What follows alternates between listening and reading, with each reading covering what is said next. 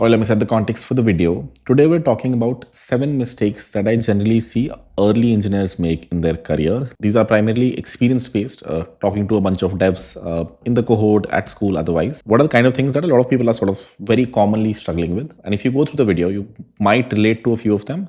What can you do to get over them? Without any further ado, let's get into the video. Let's start with point number 1, which is like honestly just a very early engineer debate, which is DSA versus dev. I see this fairly often.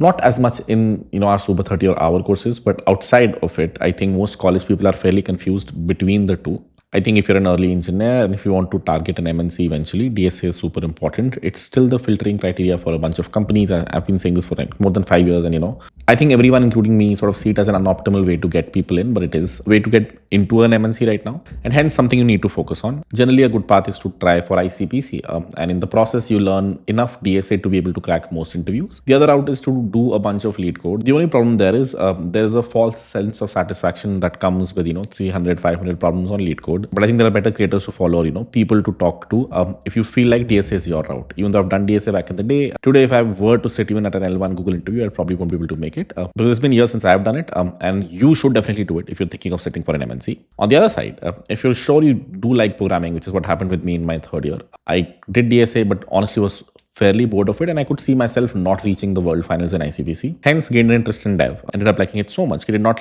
like working at an MNC eventually, the MNC that I got out of my college placements, and eventually just moved to startups and been there for a while. And I generally like the work at startups a little more than the work at bigger companies. At startups, they're going to make you live code. You are expected to hit the ground running on day 0. There's no introductory period. Tickets aren't as small as you'll find in big tech. There is most probably fairly impactful work if a startup is running and has hired you, is paying you money. Most probably they're extracting that money from you. That generally does not happen in bigger companies. You might be an engineer who's been slacking for many years, yet been able to get promotions, stay at the company. In the startup, it's a little more cutthroat, and hence you need to hone your skills. For that, start doing what you would do in the company eventually. That could be full stack, front end, back end, mobile development, DevOps, I don't know what. But whatever it is that interests you, that you can clearly tell the market demands, get really good at it, and that's usually the better way to get into a startup. Decide which one you like, and 6 months is usually enough to learn either of these.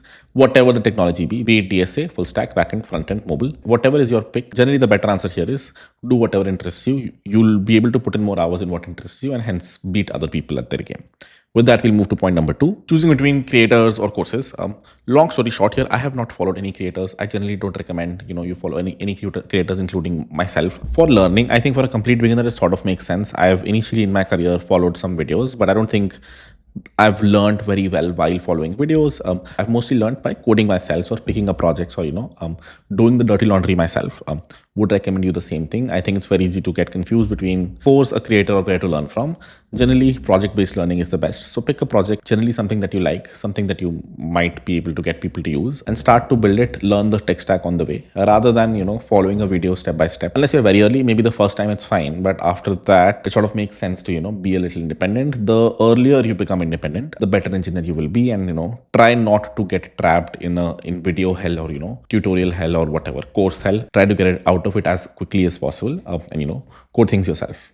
Point number 3. This one's around juggling between stacks. Specifically, I've heard this common statement, Kirat, I know Java really well. Should I move to the MERN stack now? And you think there are more opportunities here. And the answer is there are opportunities mostly everywhere, thoda zyada, thoda kam. If you're seeing this as an escape, it's usually not a good answer. If you weren't able to find a job in, let's say tech stack number 1, let's say Java, there's a high probability you might not find it in the other place, and it might just be another escape. The other thing people struggle with is deciding their niche. One, you don't necessarily need to pick a niche, do AI or Web3, most jobs that you'll find out there would be around, some level of full stack or DevOps. So maybe you're, over optimizing for a niche very early. Unless something interests you really well, might make sense to go into it. For example, you might really like cryptography or, I don't know, DevOps. Then it sort of might make sense to pursue it, even though whenever you're pursuing a niche, especially if you're early, it might make sense to see how easy it is to get an entry-level job, because a lot of these roles, for example, DevOps, is harder to get a good job or even a decent job as an early engineer, because you have a lot of stakeholders. DevOps is a slightly more critical task for a company. So getting hired there as an early engineer is a little difficult. Also, make sure you're following markets. For example, right now, if you don't have any interest, it should be fairly obvious that the kind of fundings, the multiples that AI companies are getting right now are better than probably every other niche.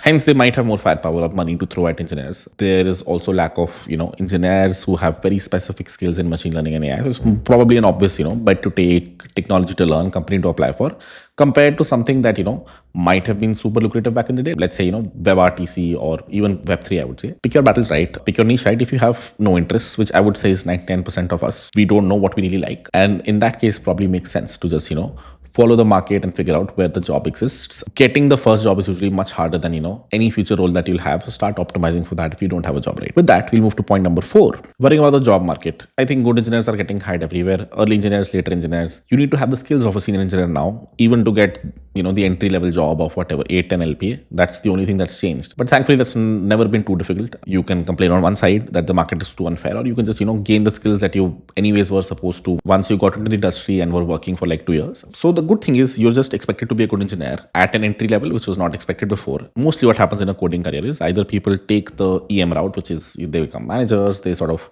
step back from coding, or they do stay in engineering. This will just help you figure that out early. You want to be an engineer, which again, probably 30% of the people remain engineers beyond a point in their career. Or if you want to move to an AM role, or if you want to do something else, I think it makes sense to expedite this process. And AI and productivity is sort of forcing us to expedite the process. Other than that, I don't think anything has changed. I think worrying about it is anyways not going to change much. It's a slippery slope, looking at panic videos and trying to figure out or predicting where the market is going.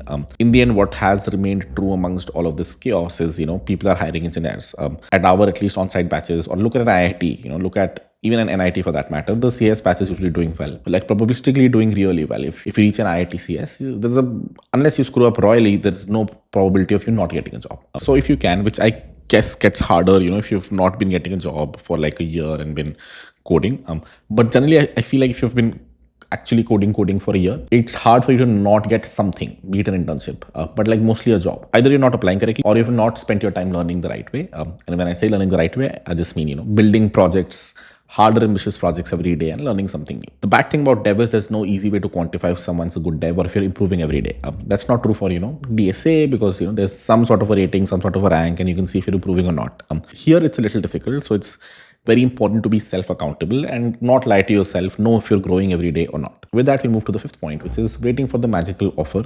I think mostly this market has humbled everyone, but generally if you're an early engineer and if you feel like you might have an offer, let's say an internship that pays 30 to 40,000 a month, 2 months into learning coding, I think that's like a very good offer to take. Why? Because your other option is you'll, wait for a better offer, you'll keep learning for the next 6 months, but very high probability if you join a company, like most companies or startups when this will happen, you will probably have a learning curve, which will be much better than, your own self-accountable learning. If there is someone else keeping you accountable, paying you a salary, you will most probably learn more compared to, your own timelines, your own projects, your own, product that you're trying to build.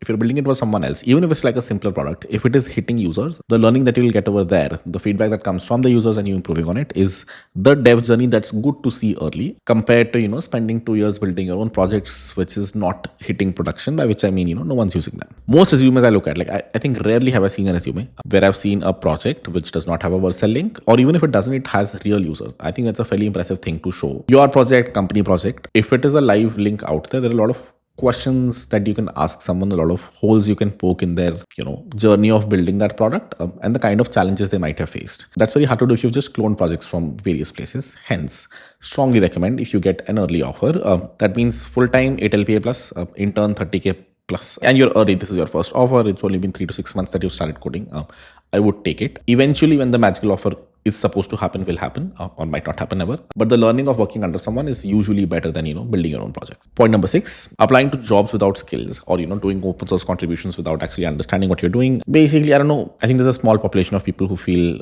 AI is a savior of some sorts and, it changed who can sort of get into tech. Tech, unfortunately, is a very, pay or debt sort of an industry. By which I mean, you just have to work through the bugs a little bit to understand slight patterns in CS that help you even with, AI doing most of your work now. If you feel like you can look at a GitHub issue, copy it, paste it to ChatGPT, get the response and create a PR, that's a problem. In fact, someone from 𝗟𝗶H_𝘀 recently tweeted about the same.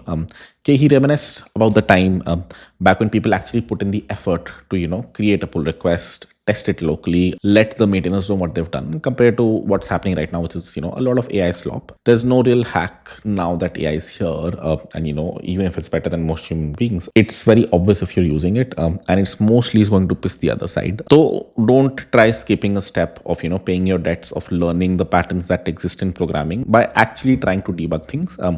Compared to using cursor or AI for everything, what will happen in the process is you'll be a bad engineer that creates good products, but generally it's a better idea to be a good engineer that hopefully creates good products. For example, these days when people show me projects, like early engineers, people in the school, people who I know, I don't expect them to work tomorrow. I like if the UI looks a little weird.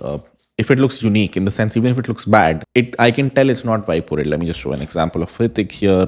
Like, look at this. It's like pretty bad UI, right? This is one of the projects that the first year students of the school are doing. And yeah, no one's going to hire you like this. But I know for a fact this guy did not vibe code the UI when he could have. And he's sort of understanding the nuances of front-end development, even though he's like a bad designer. He's still not outsourcing the process of learning. Especially when he's in his first year, and this is the time for him to actually learn. Counterintuitive advice over here is, at least for someone early, I couldn't care less about their UI. I would care more about how they've written their code. Can I tell if it's can I smell a lot of AI slop in there? Can I ask them very deep questions about the code that they've written, and are they able to answer this well?